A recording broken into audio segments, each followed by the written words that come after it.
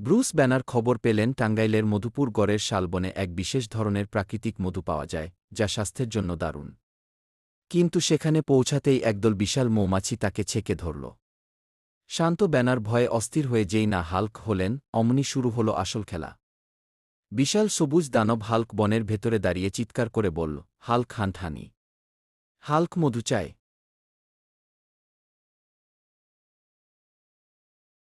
Hulk মনে করেছিল একটা বড় গাছের গুড়ি উপরে নিলেই মধু পাওয়া যাবে। সে বিশাল এক শাল গাছ ধরে দিল এক টান। কিন্তু গাছ উপড়ানোর সাথে সাথে হাজার হাজার মৌমাছি তাকে আক্রমণ করল। সাধারণত গুলি বা মিসাইল হাল্কের চামড়া ভেদ করতে পারে না, কিন্তু মধুপুরের মৌমাছিরা যেন আলাদা। তাদের হুল হাল্কের কানে আর নাকে এমনভাবে বিঁধল যে হাল্ক যন্ত্রণায় অস্থির হয়ে নাচতে শুরু করল। পিপিলিকা নয়, এগুলো তো অ্যাভেঞ্জার্স মৌমাছি।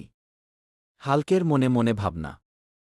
ঠিক সেই মুহূর্তে সেখানে হাজির হলেন কাশেম ভাই, মধুপুরের অভিজ্ঞ এক গাছি। তিনি হাল্ককে দেখে একটুও ভয় পেলেন না। বরং হেসে বললেন, ও হে সবুজ ভাই, গায়ের জোরে মধু পাওয়া যায় না। মধু পেতে হয় মন দিয়ে।